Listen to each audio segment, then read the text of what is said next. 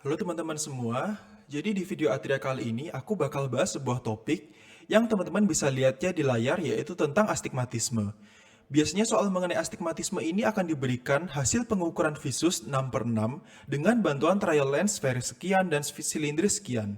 Lalu teman-teman akan diminta nih untuk menentukan jenis astigmatismenya. Tidak jarang di antara teman-teman yang masih bingung menentukan jenis astigmatismenya dan sering tertukar-tukar. Nah, di video kita kali ini, kita akan belajar dengan salah satu metode yang aku jamin teman-teman tidak akan tertukar-tukar lagi ke depannya selama tekniknya digunakan dengan tepat. Jadi, yuk kita mulai.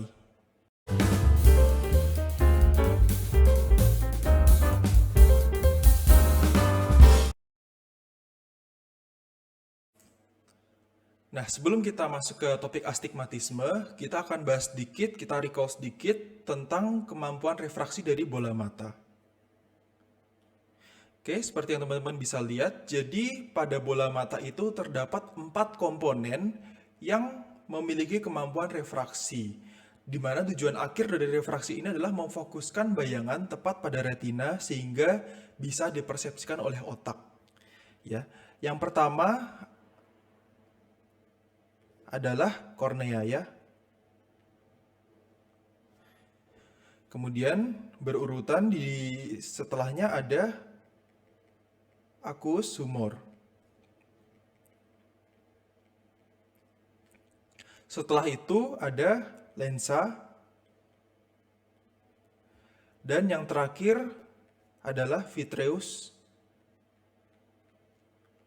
humor.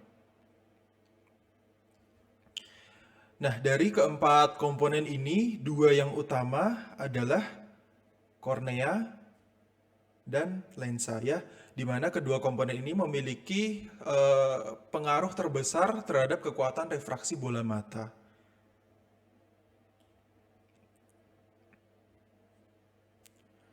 Ini adalah prinsip terjadinya refraksi cahaya yang masuk ke dalam bola mata. Jadi refraksi pada mata normal itu kita sebut dengan emetropia. Ya. Nah, bagaimana yang dimaksud dengan refraksi pada mata normal? Yaitu seperti teman-teman bisa lihat ya. Jadi ini cahaya, arah datangnya cahaya dari luar bola mata, kemudian masuk melalui media-media refraksi yang tadi ya, kemudian akan difokuskan di sini ya, tepat pada retina. Ya, jadi nanti akan membentuk satu titik fokus, yaitu tepat pada retina. Baru kita sebut refraksi pada mata yang normal. Nah, sedangkan kalau refraksi pada mata yang tidak normal atau terdapat gangguan refraksi, kita sebut dengan ametropia. Ya, yang termasuk di dalamnya antara lain teman-teman mungkin sudah tahu ya, miopia. Kemudian hipermetropia, dan yang terakhir yang masuk ke bahasan kita hari ini yaitu astigmatisme.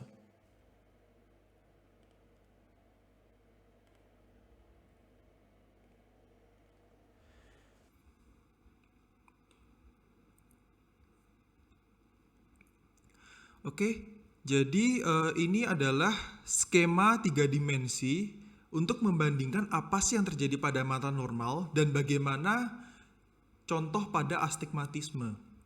Oke, teman-teman bisa lihat di gambar yang kiri dulu ya. Jadi yang terjadi pada mata normal adalah bentuk media refraksi, dalam hal ini kornea, memiliki kelengkungan yang sama di setiap meridiannya.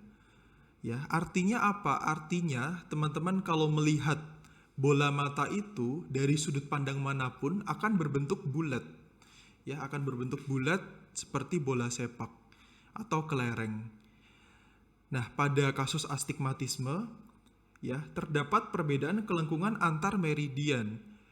Kalau terjadi perbedaan kelengkungan antar meridian, artinya teman-teman bisa melihat dari satu sudut pandang berbentuk seperti bola dan dari sudut pandang lain oval. Misalkan seperti apa? Seperti telur ya. Jadi telur itu kalau teman-teman lihat dari sudut pandang yang berbeda, maka bentuknya akan berbeda. Kenapa? Karena terjadi perbedaan kelengkungan antar meridian. Dalam contoh ini kita gunakan dua meridian, yaitu meridian yang ini ya, yang merah ini, yang tiduran ya, horizontal, sedangkan yang tegak lurusnya adalah meridian yang vertikal. Ya, kita lihat dulu pada yang vertikal, yang biru ini, ya, cahaya masuk dari luar, kemudian akan difokuskan pada retina ya, seperti gambar yang tadi. Begitu pula dengan meridian tegak lurusnya yang horizontal. Ya, akan difokuskan di satu titik. Ya, karena ketemu di satu titik, maka kita sebut dengan focal point. Ya, difokuskan pada satu titik. Nah, sedangkan pada kasus astigmatisme, ini sebagai contoh saja ya. Jadi kelainannya bisa di meridian horizontal, meridian vertikal, maupun meridian manapun, bisa juga miring atau diagonal ya. Nah, meridian yang mengalami kelainan ini nanti yang teman-teman akan kenal dengan istilah aksis. Ya, makanya pada kacamata silindris nanti harus disertakan aksisnya untuk menentukan di meridian mana yang mengalami kelainan, seperti itu. Pada kasus ini kita lihat yang biru ya, atau yang merah dulu. Yang merah yang normal ya. Kita lihat ya, sampai ke titik fokus ya, yang di retina. Jadi ini normal. Namun ketika cahaya masuk ke meridian yang vertikal, yang biru, kita lihat ternyata dia hanya bisa difokuskan sampai di titik ini. Ya, tidak bisa sampai ke titik normalnya. Sehingga tidak terbentuk satu titik poin, melainkan dua titik fokus. Ya, dua titik fokus. Ya, sehingga nanti akan terjadi distorsi bayangan ya. Jadi pada orang astigmatisme, gambar-gambar itu akan terlihat seperti tertarik. Ya, itu yang disebut dengan focal line. Maka dari gambar ini kita tahu bahwa pada astigmatisme kelainannya adalah tidak terbentuk satu titik fokus, melainkan dua titik fokus.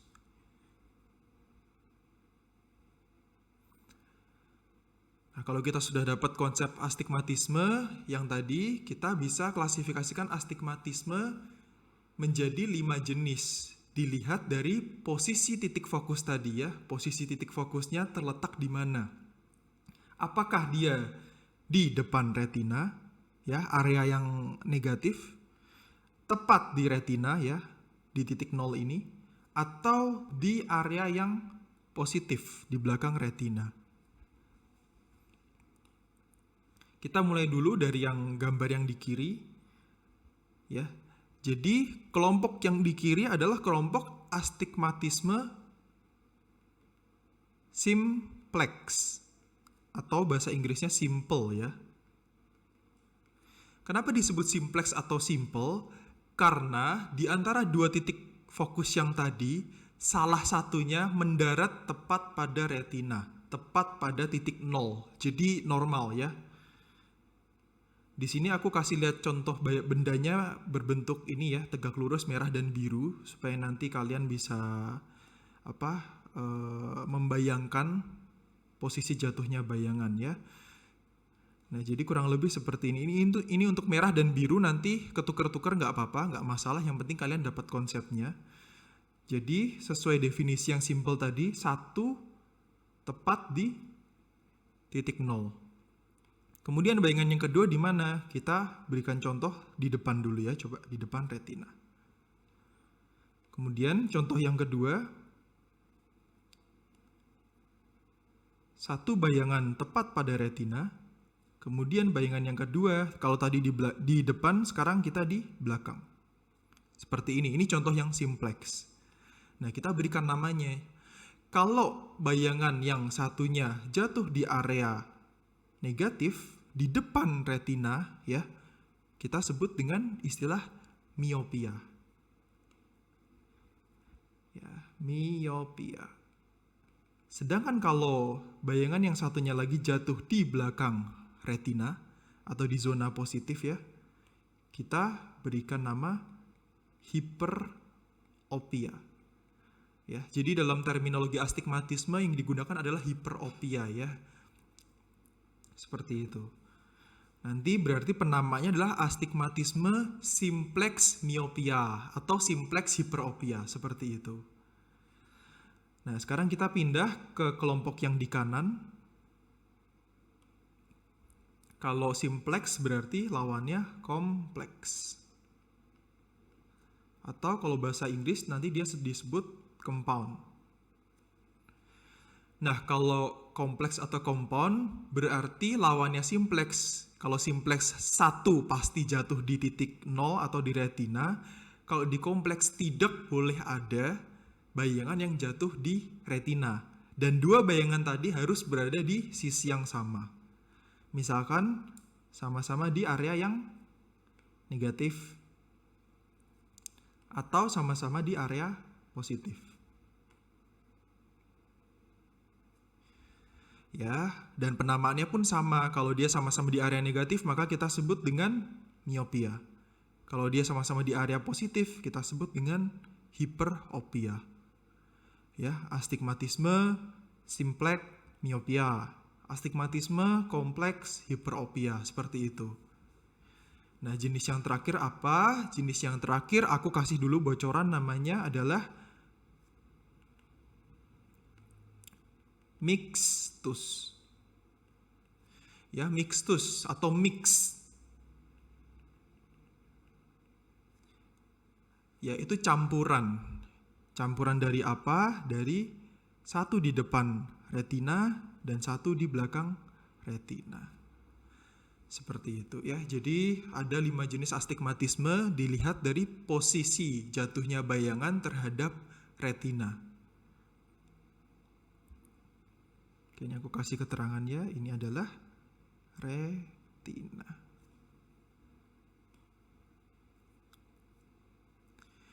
Nah, nanti teman-teman untuk yang mau UKM PPD nanti akan ketemu contoh penulisan kacamata silindris. Ini juga berlaku untuk resep kacamata ya. Penulisannya seperti ini. Ya, di mana nanti akan ada 2 simbol, yaitu S menunjukkan sferis dan C menunjukkan silindris ya.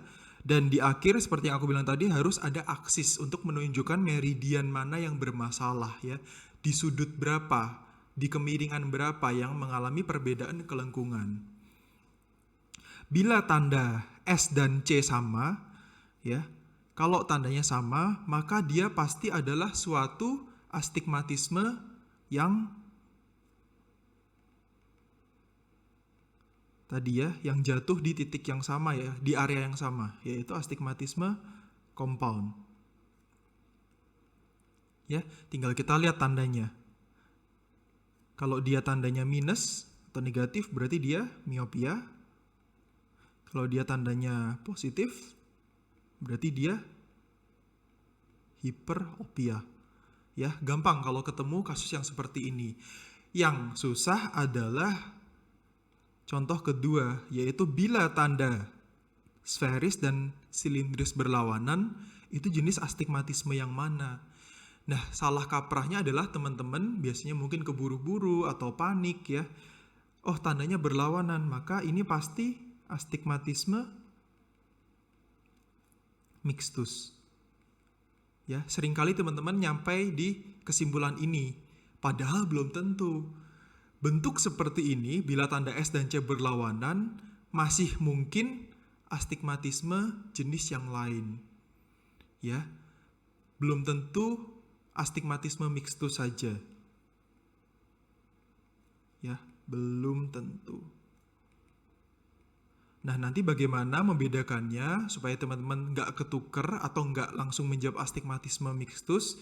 Disinilah nanti kita bakal ajarin metode yang disebut metode garis bilangan. Ya aduh dok, udah banyak yang dihafalin, masa harus ngafalin metode lagi? Enggak teman-teman, tenang aja, metode ini Aku yakin 100% teman-teman udah belajar semua ketika masih SD. Jadi ini metode yang gampang banget ya.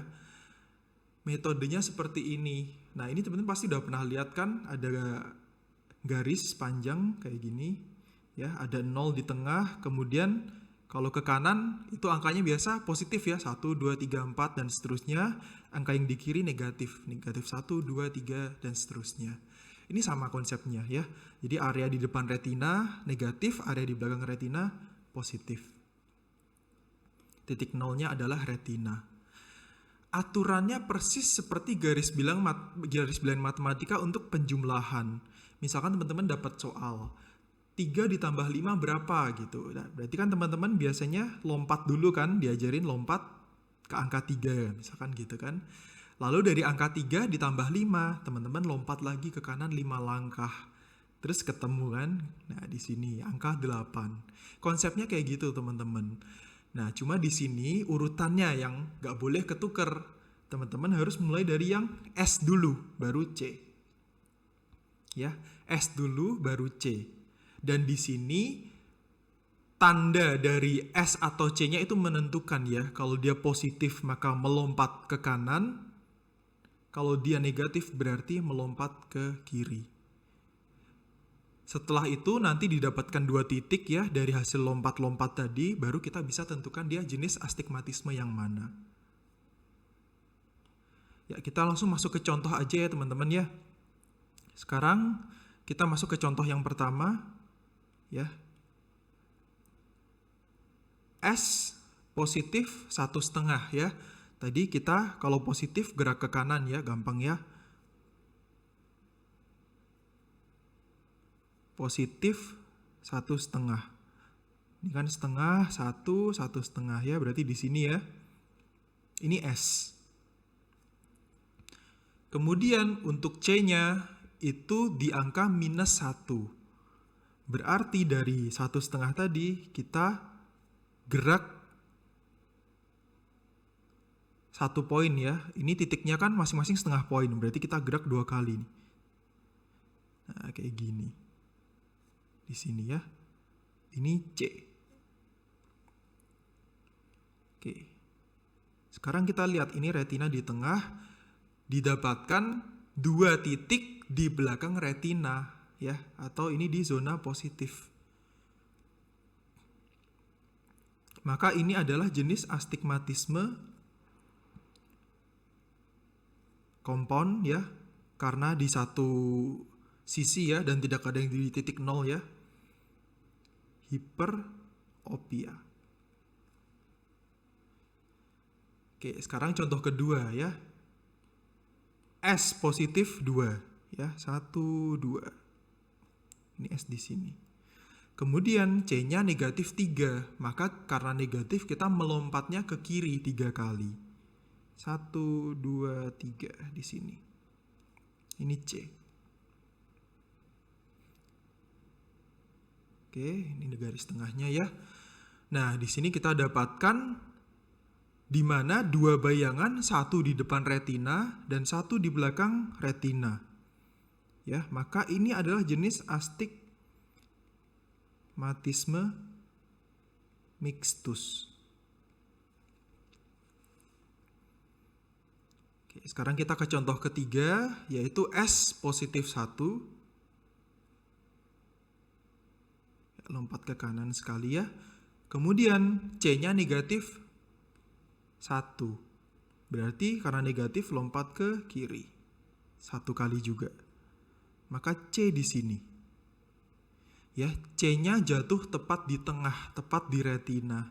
Ya, karena 1 titik tepat di retina, maka ini pasti jenis astigmatisme simple ya.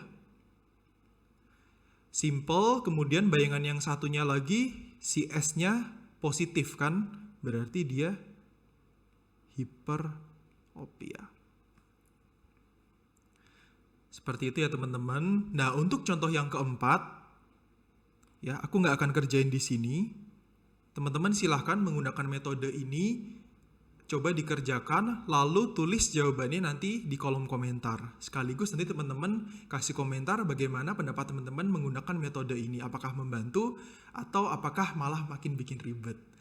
Nah, silahkan kalau ada pertanyaan juga boleh, atau ada saran-saran mau bahas apa nih selanjutnya nih. Silahkan tulis di kolom komentar. Jadi sekian dulu di video kali ini. Terima kasih.